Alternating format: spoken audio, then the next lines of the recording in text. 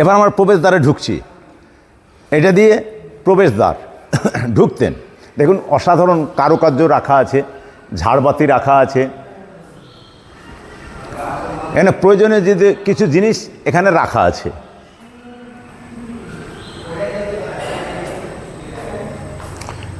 তৎকালীন বেলজিয়াম কাচের আয়না, এই আয়নাটা এখানে যারা আসতো, এখানে তাদের পোশাক রাখা থাকতো।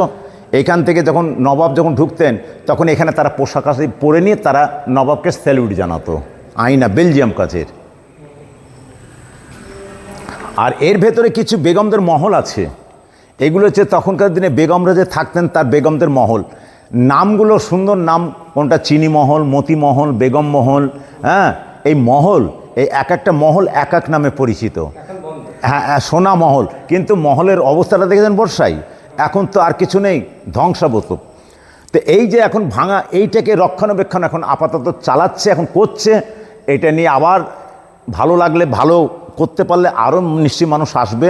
দেখুন এখন এটা মানে সুন্দরভাবে এখন একটু ঝাড় ঝুটো দিয়ে এখন পরিষ্কার করে রেখেছে। এরপরে শীতের টাইমে তখন ভালো করে সাজাবে, এসব থাকবে না, তো তখন পরিষ্কার পরিচ্ছন্ন করবে, তখন ভালো লাগবে।